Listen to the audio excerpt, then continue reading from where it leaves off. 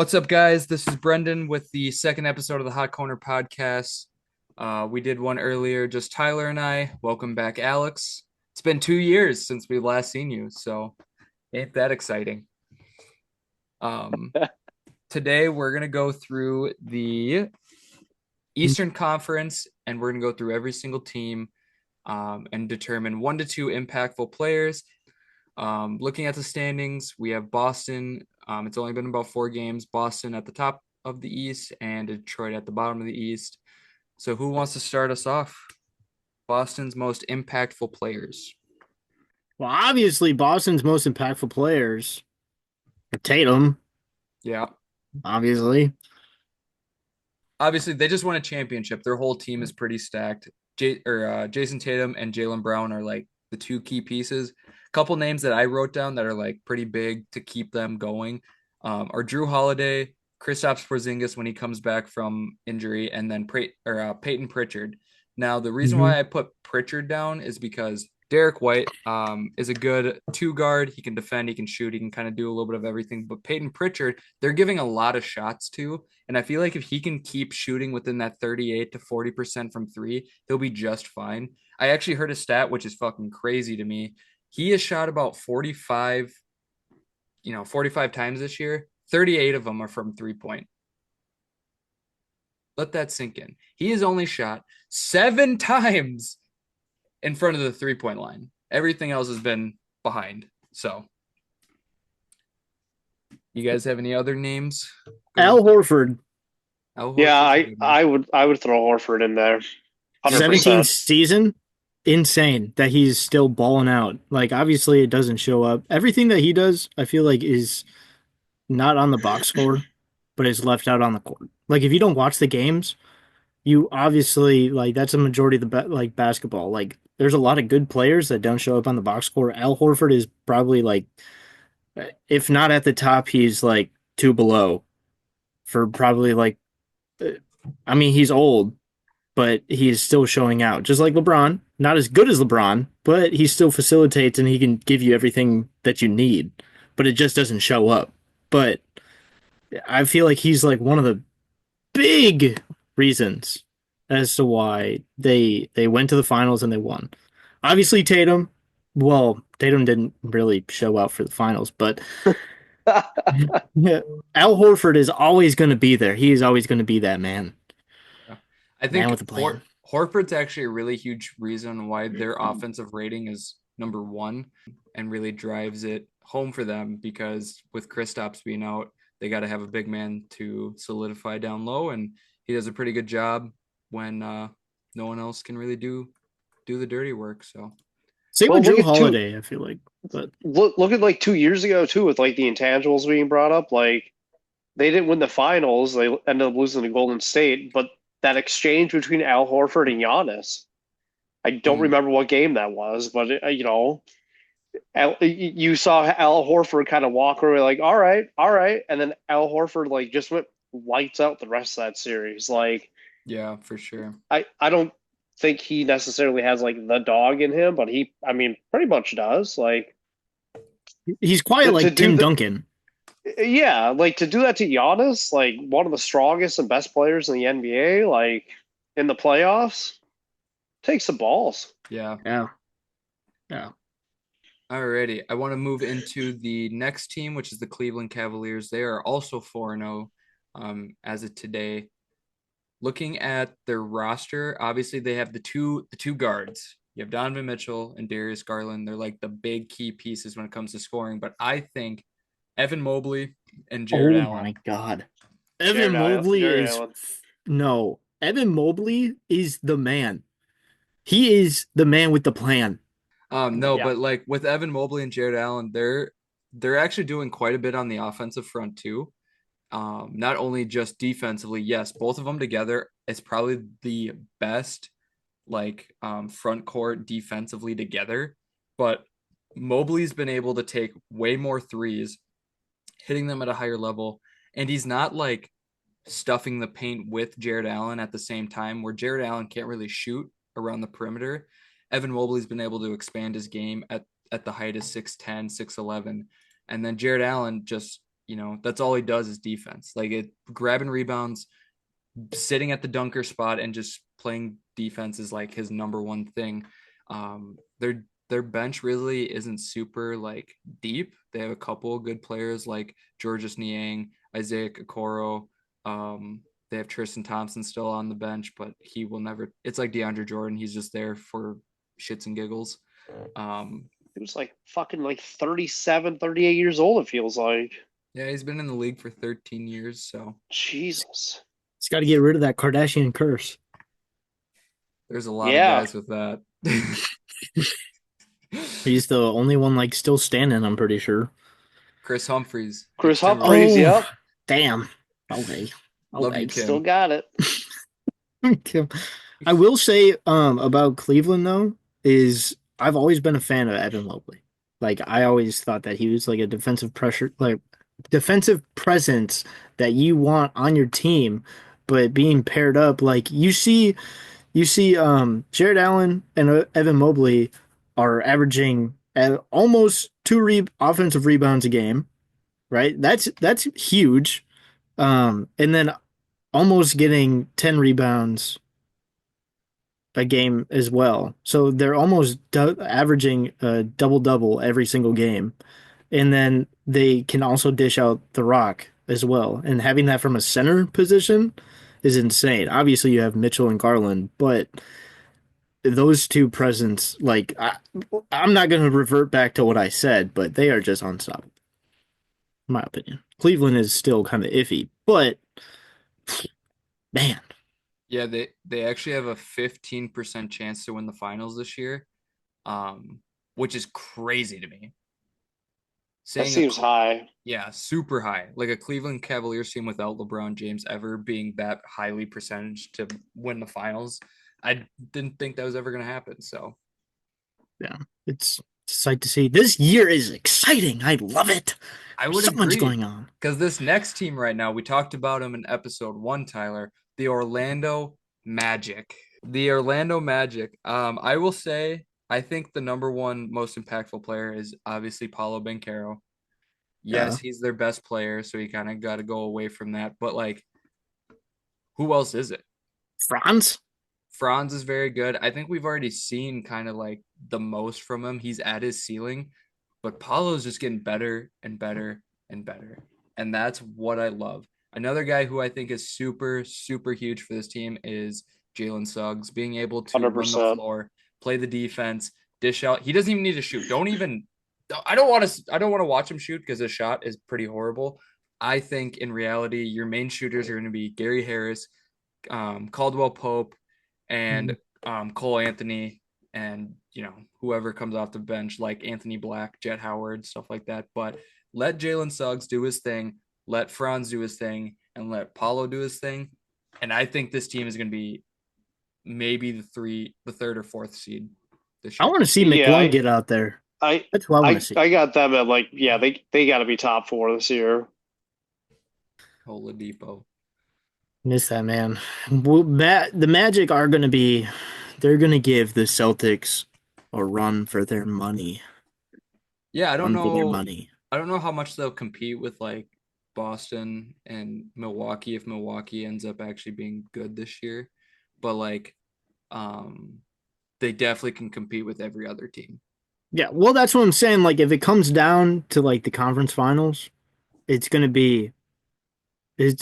I feel like obviously having Tatum, but seeing what Tatum did last year, if he shows up like he did last year, it's probably going to be wraps for them because having Paulo out there, I mean, he can pretty much do everything. But that gives KCP time to warm up and actually hopefully do good.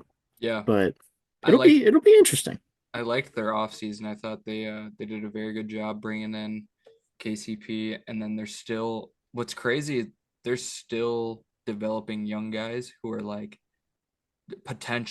potentially going to be really good. Like you have Jet Howard who is in his first year, Anthony Black who's in his first year, Paulo is in his second year or no third year, sorry. So Anthony Black and Jet Howard are in their second year, and then you have like Cole Anthony, who's only been in the league for 4 years. Like he's he's still developing too. He's not even at his peak yet, and he's still a really good, serviceable backup PG. So He's shown a lot of good flashes throughout the years. yeah, last year actually I think he's starting right now. It's kind of weird because like there was a transition between when they had Cole Anthony, Markel Fultz, and then like Jalen Suggs, and it's like who's running what position. Suggs is just they've taken him away from the point guard spot and making him the more of the shooting guard kind of role, which is nice because I know in college he ran the point a lot, but he just doesn't have the handle for it. So, Alex, do you have any other mentions for that team, or was that pretty good? No, Jalen Suggs to me is probably going to be their X factor if it comes down to it. Okay. Like in my opinion, he's got to develop a shot to where he can be another executable in like crunch time. Because like my only worry for him, yeah, is just kind of the shooting aspect. Like, is he gonna be able to step up and make a shot? Because you can't just people are going to double Apollo all the time. So you got to have some guy if KCP is pretty well guarded, which I'm sure he will be, another deadly shooter. Like Jalen's got to be able to like accept that role and hit that shot. Yeah, I would agree full heartedly. Let's take a look at Miami. I think Miami right now is such a weird spot because what are they going to do? Like, are they competitive or are they not competitive? They have a bunch of young pieces, but yet a lot of their top guys are old. Like, what do you do in that scenario? Um, Somebody told me Jimmy Butler's like 35 or something like that. let's take a look. Well, he's been in the league for 13 years. That's another thing that just blows my mind. Yeah, he's Like, it was I, 6 years ago since we had him. yep, 35. Yeah, Wow. he's been on the Heat for a long time. But like looking at this roster, they have Terry Rozier, Tyler Hero, Jimmy Butler, Bam Adebayo, and Nikola Jovic. That's their starting five. Nikola Jovic is actually a stud. I really like his game. He's a good shooter. He's a bigger guy. He's actually bigger than Bam Adebayo, but Bam's just really good at guarding all five positions that you have to keep him in the center role. The problem is that Terry Rozier and Tyler Hero aren't very good like together. One's 6'1", one is 6'5", very short backcourt, and they're not super athletic. Terry used to be super athletic. I think that he's dumbed down just a little bit, but Tyler Hero's never been an athletic guard. He's always just been a shooter or a very good pace and space kind of guy. Taking a look at their bench, they still have Duncan Robinson after signing him for that 4 year, $50 million just because he could shoot a three to save his life. Um, Thomas Bryant, Hami Jaquez, which I really like.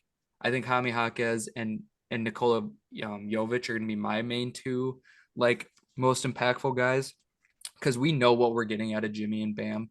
We're getting some baggage during the regular season. When it comes playoff time, they're going to try, and then they're going to end up losing either in a game six or game seven. That's just how it is. Yeah, nope. I my my only concern is that uh the Terry Rozier Tyler Hero aspect of it. I mean, I think Tyler Hero is going to play an important part because when they went to the finals that bubble year, like Hero was lights out behind Butler, and I know he's dealing with some injuries from last year, right? Yeah, it's been kind of hard because he's been off and on the past couple years. He only played 40 games last year. He played 67 games the year before, so he really hasn't had a true full season ever. Right. So if he could get back to his 2020, because I'm pretty sure that was his rookie year as well. Like if if he can get back to, I'm not saying he hasn't progressed in his game, because it certainly has, but like he had swag in 2020. Like, as much as I hate to use that word, like he had, like to a lesser extent, like what Anthony Edwards has. Like, he's just got that gravity towards him. So I think he's going to be like the biggest factor going forward outside of Jimmy Butler. Yeah, his 21-22 season, he was actually disgusting. He was six man of the year, shooting 40% from three, 45% from the field, averaging 20 points and about four assists. Like from a dude who's 6'5", and kind of just ran the offense by himself when Jimmy and Bam weren't out there, he was pretty disgusting. Oh yeah, yeah. Crunch time, dude. That guy was fucking prime. Yeah, I would agree. I think he was very good a couple years ago. I'm a huge Tyler Hero fan. I used to follow him when he was in high school. He's from Wisconsin. It's actually kind of cool. He's from Whitnall High School in Wisconsin, and his mixtape. We're talking about mixtapes here with like John Wall and all them. He's disgusting. He is disgusting. Other than that, I think it's the exact same Miami Heat team that it's been since the bubble, and there's no difference. There's really no difference. I feel like it's on a decline, honestly. I feel like I do too. Jimmy in the playoffs, if they make the playoffs this year, yeah, I feel like he's worn out. I feel like he's done. I feel like he doesn't have enough backup for what he needs to do because obviously every time they're in the playoffs, he's dog tired. You can't carry on if you keep going to game 7 and everything like that. Your body can't take that, especially starting from the play in. That plays a huge role. By the time that you reach like the semifinals, you're gassed. And then what happened? Oh, we made it to the conference finals, but then you can't show up for it. So it's like I don't Yeah. know. I feel like it's done. It's done. So I love Jimmy, but I feel like he's done. He needs more backup if he is to continue because these people bringing in Scary Terry is not. It sounds nice, but it's not going to be executed, in my personal opinion, to what it needs to be. But that's just me. Yeah. I think, and this is iconic coming from somebody who is currently in bed, not in the NBA, but like I do think part of it too is just like Jimmy and the Heat are known for turning it on, come February, post All-Star break. It's like maybe you should turn it on before that. Because like it hasn't like yeah, you've gotten to the finals twice and that's excellent, but like your last few years in the playoffs haven't been all that stellar. So I just it's hard for me to sit here and be like, oh yeah, Miami will be fine come April. It's like, yeah, sure, maybe, but is that going to translate to playoff success? So far, it really hasn't. Yeah. Alrighty. Well, we've gone through four teams already. So the next team is the Chicago Bulls. They are Yeah. currently 2-2. They have an offensive rating of 28th, defensive rating of 10th, which will change. I bet you it'll flip coming here shortly. Their like big key thing that like they changed this year was their pace. They went from a top five like slow, like really slow pacing team to now they're number one in pace. I put down that their um, biggest difference makers right now is going to be Zach LaVine. Not only one, I don't expect the playoffs. I just expect him to perform so we can like trade him, and that's what I want him to do. And then the rookie Modest Buzelis, I think, coming out of coming out of college as a 6'10 small forward who can kind of play make for himself. I'm excited for it. I think in reality, he's going to kind of help take over that next jump when it's Kobe White, Io Dusumu, and him. I don't think they're going to re-sign Josh Giddey. Nick Vucevic will be out of here shortly. Levine will be out of here shortly. Patrick Williams, I don't think will get extended. I don't really care for Patrick Williams' game because it's so like boring. It is so defined. He literally just plays defense and shoots about 35% from three. I don't really enjoy watching it, and that's about it. Yeah. I feel like they just need to like I don't want to take or throw anything out there that is either bad juju or me coming down bad on the Bulls organization. I'm still pissed that we traded Levine. Um, like the Timberwolves, obviously, that's what their main thing is trade away people that actually have potential. But I feel like they just need to either get. I mean, I don't know why they brought in Josh Giddey, but I feel like they need to bring in maybe they need like a Brandon Ingram. Maybe if Brandon Ingram came in and then you have someone who could fit that DeRozan spot that could pull up and be reliable from mid range. I feel like that could be pretty cool. But I think that they're just gonna try to do a rebuild, like a hard set rebuild. Get rid of Levine, get rid of Vooch, and just kind of like let Desomu do whatever he wants to do. Not in that sense, but like have him and Ball run the backcourt, and then I guess just I don't know, let Jalen Smith and Patrick Williams take up the front court. I don't know. That's just what I think, but I Yeah. think a rebuild is in session. Yeah, no, it is. What's crazy about this, and it has nothing to do with the team, but Zach LaVine is on his 11th year in the NBA. That's insane. Yeah, Yeah, that's pretty crazy. it's kind of sad. Very. Getting old. Let's take a look at a more fun team in the Atlanta Hawks. They actually have a cool superstar in Trae Young. I would say their actual key like players right now are going to be their shooters. So Jalen Johnson, DeAndre Hunter, and Bogdan Bogdanovic. Those three guys, if they can continue to shoot and like spread the floor, will help Trae Young. Now they brought in the number one overall pick Zachary Richardson. He is a European basketball player who is very young at the small forward position. I don't know too much about him. I didn't think he was going to be number one. I thought it was going to be Alex Sarr, but it didn't make sense for the team to pick up Alex Sarr at the center position when they had Clint Capella and they weren't trading Clint Capella.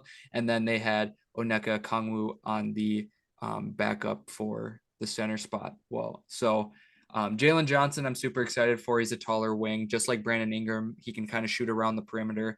He can hit the mid range, hit the 3 point, and he attacks the rim very well. He is a Duke prodigy, so he's going to produce at a high level if they just give him the ball.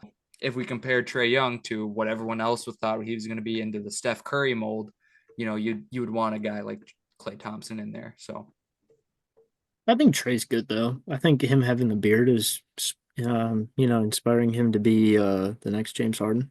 But that's just me. Um, I don't think he wants that.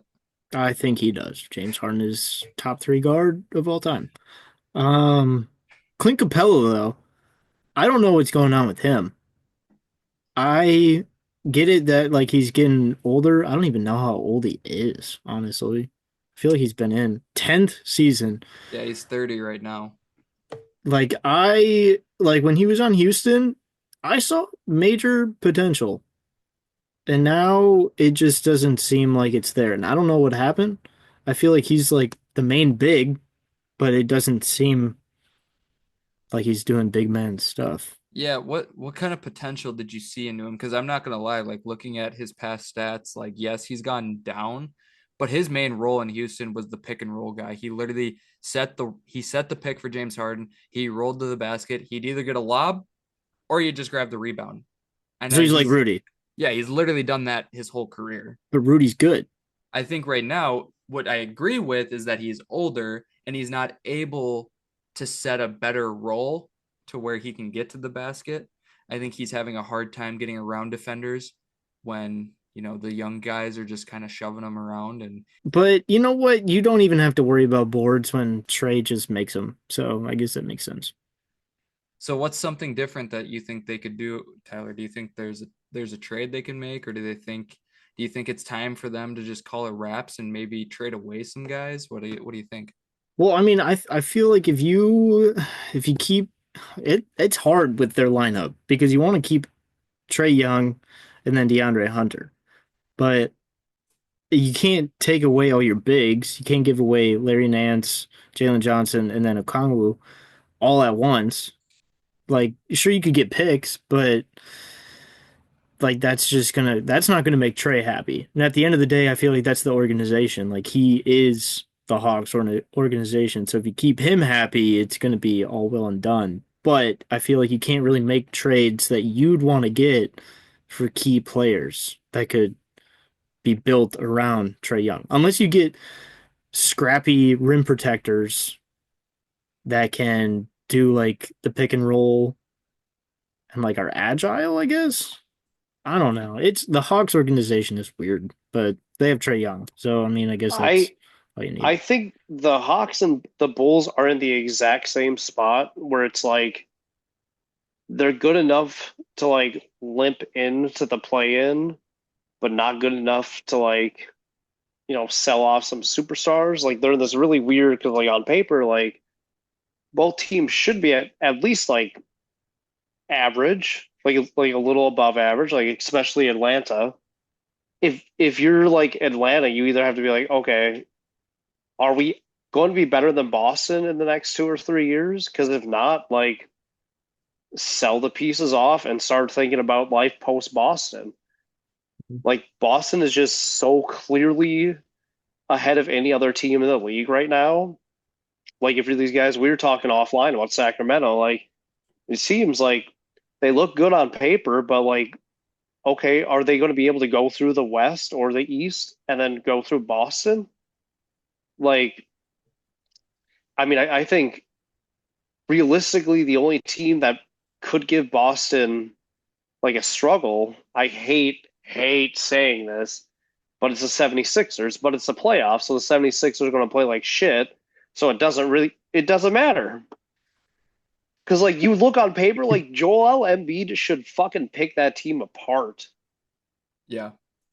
He should, but they like in the playoffs, like I'm sorry, Wolves got all this fucking shit about not being good in the playoffs. Yeah.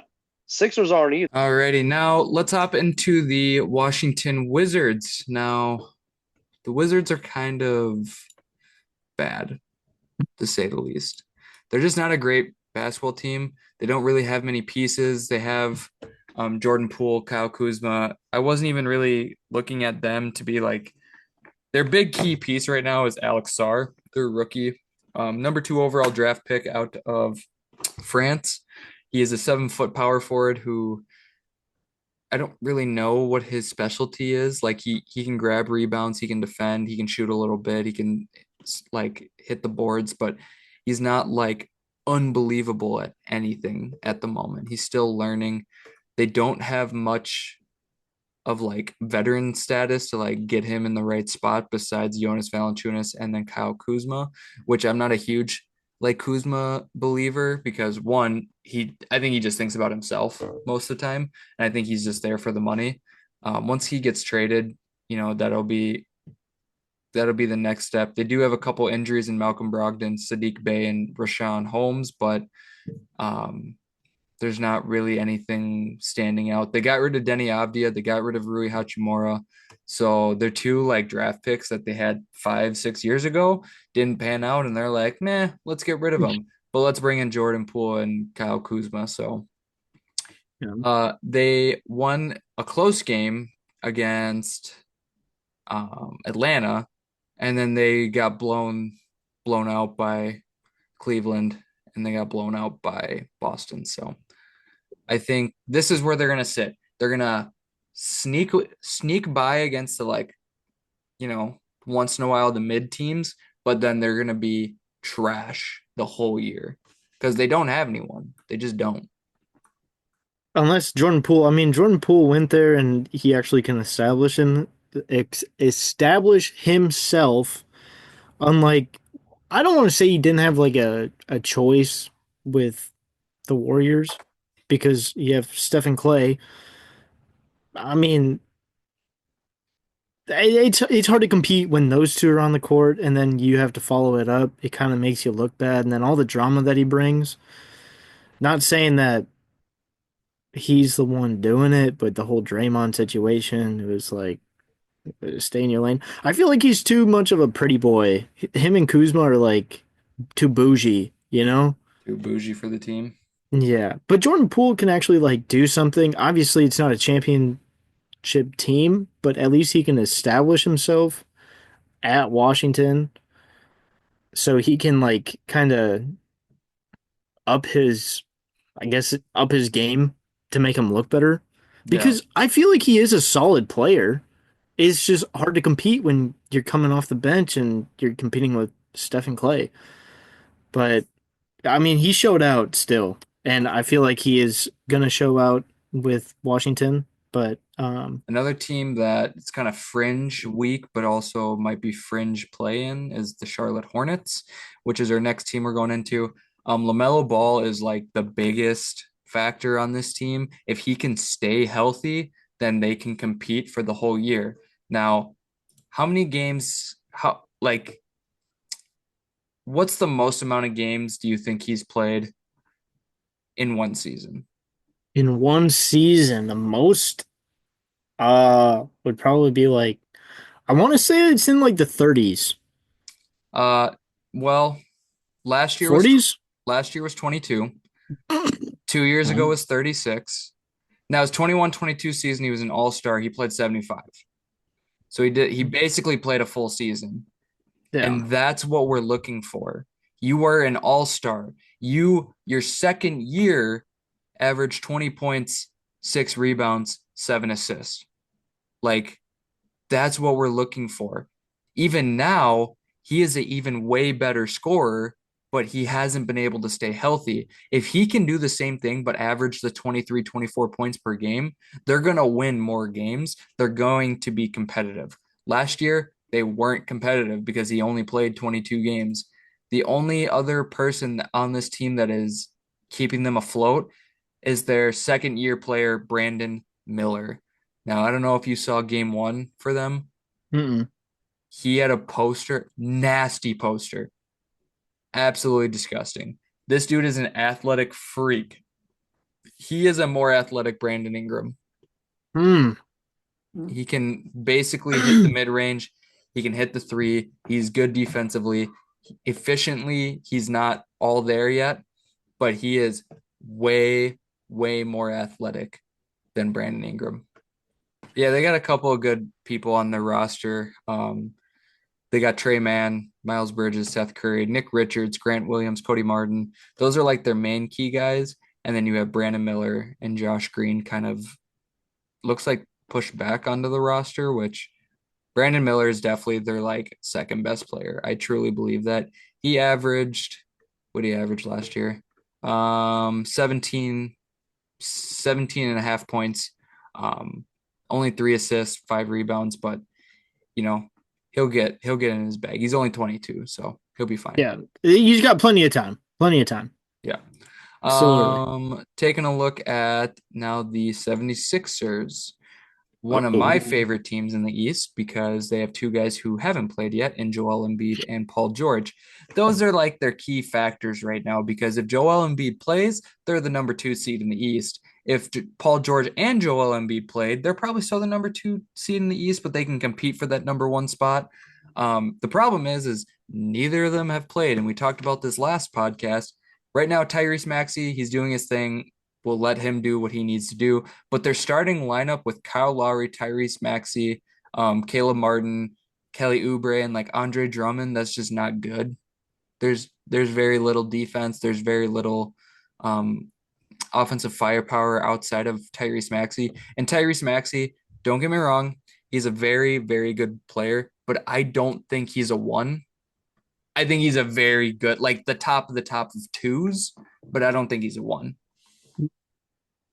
He can shoot though. I mean, I feel like, James Harden. He may have showed him a little thing or two, You know what I'm saying? Because Uh, I mean, he's balling out. Last year he shot 50% from the field and 37% from three. This year he is struggling mightily from the 3-point line, actually from all around. But you want to know what's crazy? Did he still has He 31 points a game? he's yeah, and he averages 13 threes. He attempts 13 threes a game and attempts 16 twos a game. So he's averaging 29 to 30 shots a fucking game. And he's only shooting probably around, let's see. I mean, he's getting 43 minutes a game. Yeah, He's out there playing the whole dang time. The only rest is halftime. yeah. He only shoots, I think in total, he's shooting around 42% with threes and with the field. So I mean, I'd rather have him do that early because he can still obviously score having 31 points a game.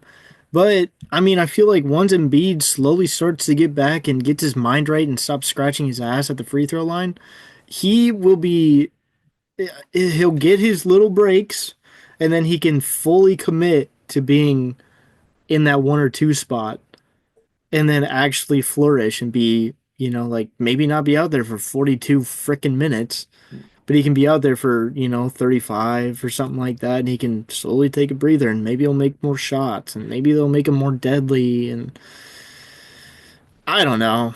Yeah, I their Kyrie's is good. their big problem right now is they can't shoot the three at all.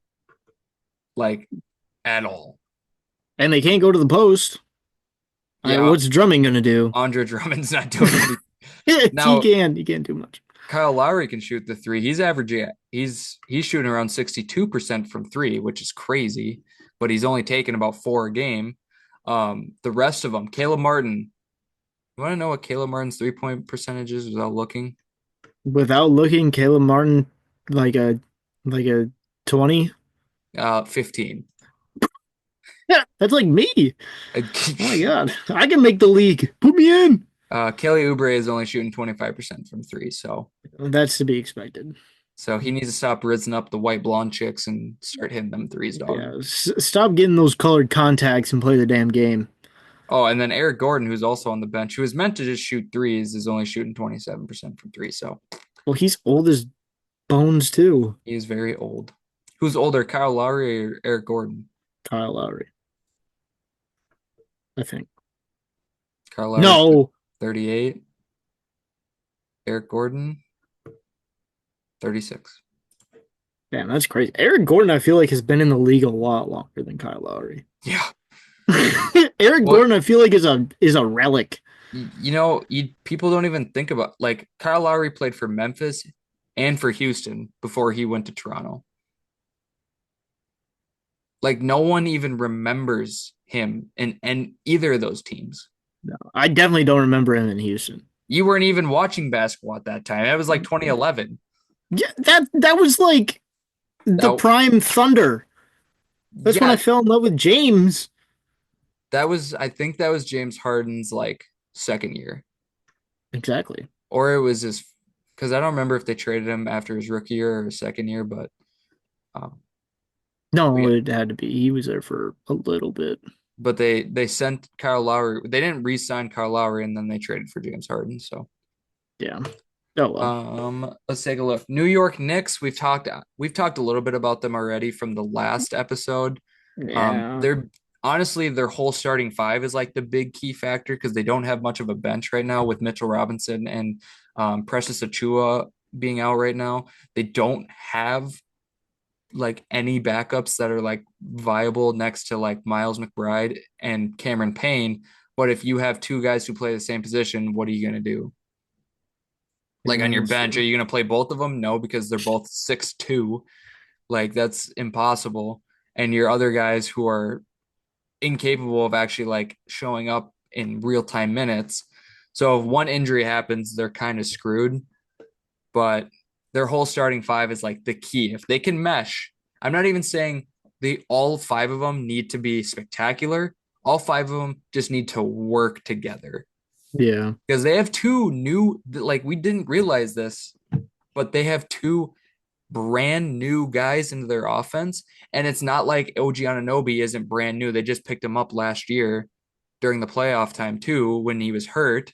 So that's a third guy who is also relatively new. And then you have Josh Hart and Jalen Brunson. Josh Hart used to be on the bench and like come in and play either every single minute and like do his job or be on the bench and just be the spark plug on the bench.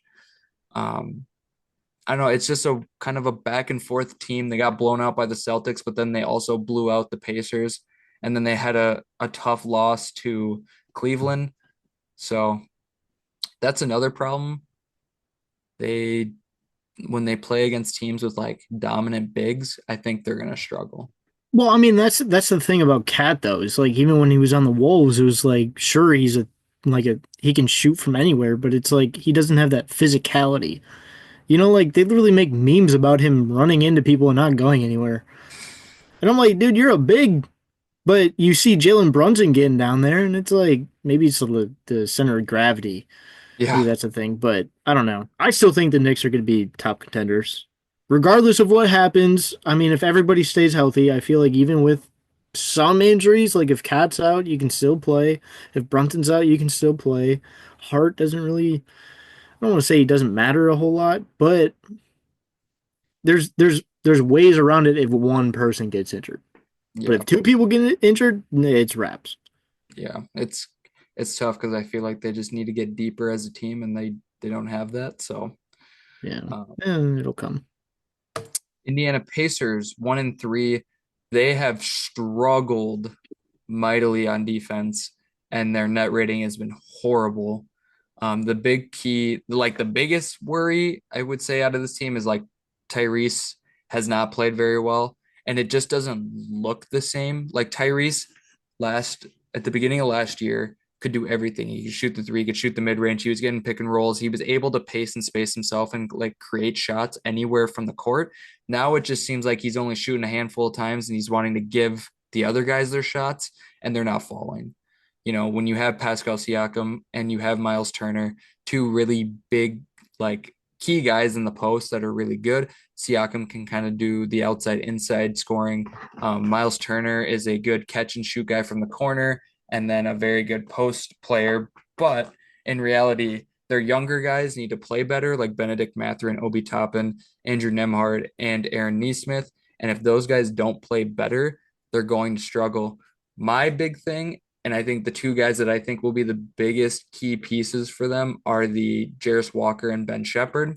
Both guys are super young rookies or second year guys who are like on the fringe of being like big minute players next to like TJ McConnell. Now their big issue right now is that they don't have a backup center. James Wiseman's out, I think, for the season after he tore his Achilles. Mm-hmm. And Jarris Walker's only 6'8", and Obi Toppin 6'9". So you basically just have Miles Turner at that center position. So they need to like figure out who to put into that center position. And if I were them, sorry, maybe throw James Johnson in there. No post presence outside of the starters. So I am gonna say this with all confidence because, dude, mm-mm. I don't know what all the hype was. Like, obviously, he is good. But this year, no. It's only been 4 games, but still, no. I don't think he has what it takes to take on the East. If he was in the West, still no. If he was in the bench, still no. If he was sitting courtside, still no. You're up in the nosebleeds, buddy. But I think Halliburton does not have what it takes to run this team. Um, I don't really know if he was really running the team, but I'm going to put him in that position because when people think of Indiana, they think of Tyrese Halliburton. After watching him not make a single three against the Knicks, I was like, dude, line it up. Don't be Ben Simmons. You got this. Just like the ads with Anthony Edwards. It's just a shot. Just throw it away. But he can't. I don't know. I'm excited. Miles Turner and Pascal Siakam. Maybe it's the age for the big men. Maybe that's what this year is. At least for the East or something. I don't know. yeah, it seems There's a like lot of good big men. a lot of good big men in the East, which is really cool to see. Moving on to the Toronto Raptors, I thought the biggest key piece was Scotty Barnes. I'm not a huge Grady Dick guy. They also brought in like, did you like they have Davion Mitchell? They got RJ Barrett and Emmanuel quickly last year. Like they got a bunch of like guys coming in from like Yeah. last year that are going to be key pieces. Bruce Brown was on injury, um, who will come back and play a very key part. And then Kelly Olynyk is just a serviceable backup center. That's their main issue too, is they don't have a backup center outside of Jakob Poeltl besides maybe Chris Boucher, but he's not very good at grabbing rebounds and can really only score from the mid range. So can't really do too much about that. They have ex Gopher Jamison Battle. The only reason why I know that is because I went to college with the dude who's best friends with him. So it's pretty cool. Still trash. Um, anyone that you know is trash, Brendan. So you Damn right. Leader of the pack, baby. leader of the I'm the pack. garbage man. Garbage man. Beep, Um, beep, beep. yeah, I think Scotty Barnes just having more time to develop is just their big thing. I I don't know. I like Jacopoto though. I like Jacopo too. He's good. I think quickly needs to spark something. Maybe. I don't know. Yeah, Team's not very good. They'll have plenty of time on their summer vacation that they'll be taking. Um or not summer vacation, but you know what I'm saying. Their little vacation away from the playoffs. yeah. So Yeah, they um, definitely, I don't know. I mean, they'll probably try to compete for a playoff or play-in spot, but they're not going to make it very far. Brooklyn Nets, yeah, buddy. I think I'm going to leave it at that. No, Ben Simmons, Ben baby. Simmons is not a key factor. He's not that good. He You don't will, want to talk about Cam Thomas? You don't want to talk about Claxton? I You don't think want to talk about Clowney? those two guys, Claxton and Cam Thomas, they're going to get traded. And that is what will reset their team. Dennis Well, Schroeder right now is like their key piece. that's gross. That just There's does not nothing to sound say right. about this team. Besides Cam Thomas and Ben Simmons is gonna have a breakout season. I'm calling it right now, so all the haters can Don't say, you? "Oh, Ben Simmons, who could have seen this coming?" Me, motherfucker. I saw it. I have glasses. I see everything. Obviously not that screwdriver, but Shut up. That was out of my peripheral. uh, Up. the second to last team is the Milwaukee Bucks. I think right now We talked about they're the Bucks. well, we talked about their at the beginning of like their struggles and stuff like that, but like Hmm. Giannis and Damian Lillard are like their two main pieces, and that's all they're gonna work for. Like this team, I just don't like. I don't know. There's just something about this team I just don't like. I obviously Chris Middleton will come back and he'll be a huge piece. Damian Lillard, Giannis, but like their two guard is Gary Trent Jr. and Bobby Portis and like Brooke Lopez. Like I don't know, man. It's just I don't like it that much. Obviously, Bobby Portis is a great bench piece, but Brooke has been struggling this year, and he's not even a guy that like. What do you think Brooke's specialty is right now? Stand there and look pretty. What do you think his actual specialty is right now? Probably just cleanup, man. You think so? I'd think so. He averages 5 boards a game. Well, how much does Giannis? Well, Giannis is taking all the rebounds. See that? Okay, so there's a good point. Giannis takes a lot of the rebounds, but then He's you got to taking do all the rebounds. Lillard has more than him. like that's what I'm saying. You're a center who sits on the outside all the time. And don't get me wrong, Brooke Lopez is he's a good, not great defender anymore. He used to be great. I think he still could be great, but he's just not there anymore. He's 36. So I still gotta tip my cap. But like he hasn't been shooting very well. He's only shooting 24% from three. That's the main reason why they have him is to hey, sit your ass out there and then Giannis will drive the lane and then just whoa, and Yeah, there he corner goes. three, Corner three, exactly. It's like the Family Guy episode with Larry Bird. Corner three. corner three. Oh, come on, that's rigged. Like Um, Brock needs to square up here. yeah, that's true. I'm glad to see Bobby Portis. I like Bobby Portis's game. I feel like he's tenacious. He's like the Ray Lewis, you know? Ah, ah, or something. I Kind of don't look know. kind of look like him right there. Is that a compliment or a diss? Take it how you want. I Good. go to Hunye. I'm going to honey. God Uh, bless it. he's been in like 6 man of the year contention for like 2 straight years, and like this year, he still needs to like get that 3 point percentage up a little bit more. And if he can, he could probably win it, but they're just not succeeding at a level that they should be. Yeah. Yeah, Oh, it's okay.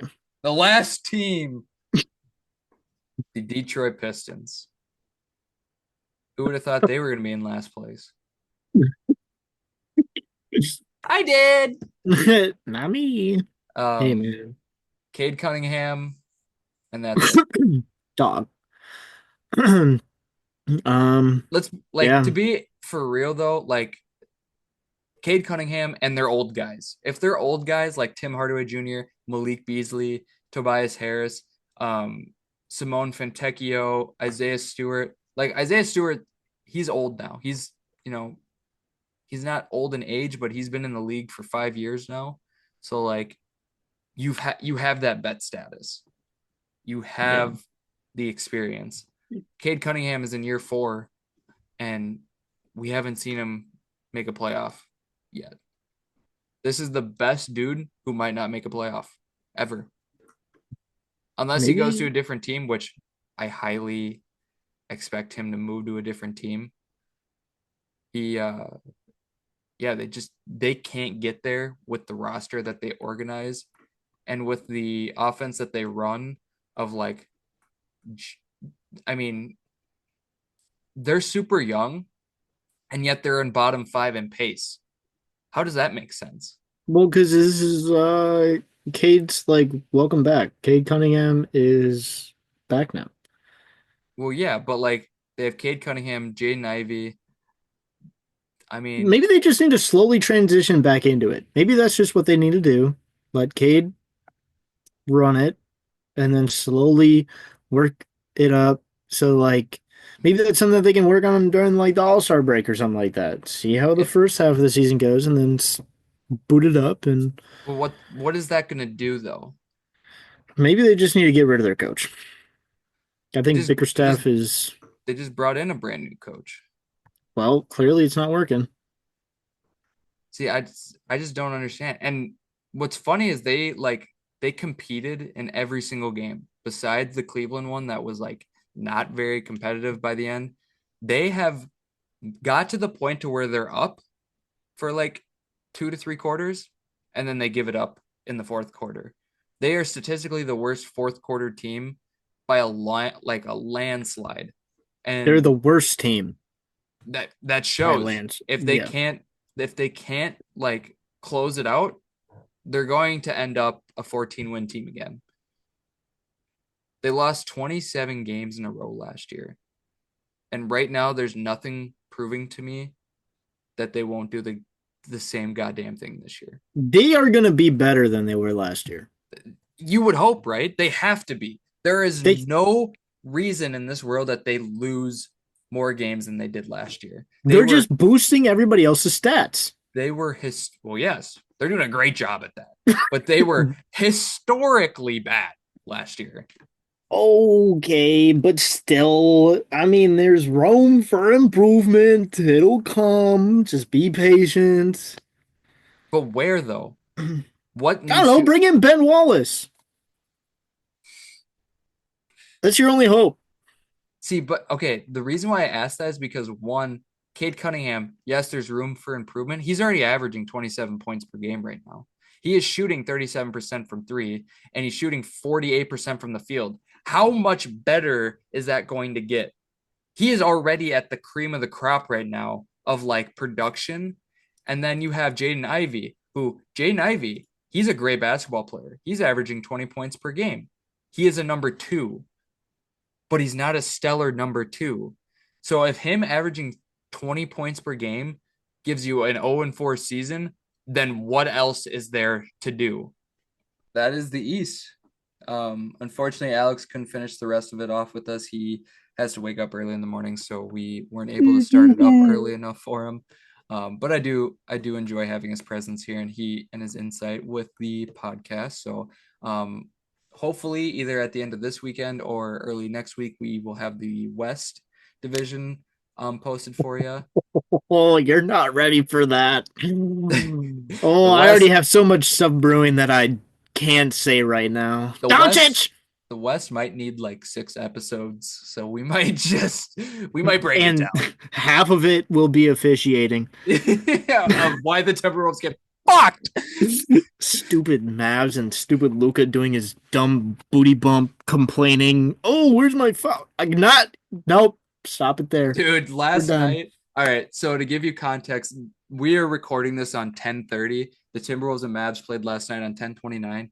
Tyler, I don't think has sent so many group messages in a matter of 5 minutes about one fucking thing, and it was literally because Luka Doncic was stopped the whole play and crying to the ref why he didn't get the foul. But he's a good player, so I can't talk. He's a good player, but he's ass. I hate him. Stop doing that. Go back to Slovenia if you're gonna do that, you bum. Fat fat McDonald's burger, McDouble, Big Mac, Big Back, mother fricker. Stupid head. God. Can't even speak English, and when you do, you just say the F bomb and then complain when you get a tech. Stupid. I'll Fair. one-on-one him right now. I don't care. Trip him. Come out there with a crowbar. Where's your foul now, huh? I can't. I can't. Bust I need his to know. kneecap. Yeah, I've been like, yeah. I can't. I'm getting too worked up for this. How do you think next week's gonna be? No, All no. right. Well, that is it for the Hot Corner podcast. Thank you guys for tuning in and listening. Comments, please leave it down below. My If only concern is not believing in Ben Simmons you have any topics that you would like us to talk about, please let us know. Anything but Ben Simmons, because I can or talk, Luka Doncic. or I guess Luka Doncic. I'll probably talk about Luka, but he won't. Yeah, we're out the whole conversation. So, alrighty, guys, thank you, and we will talk to you later.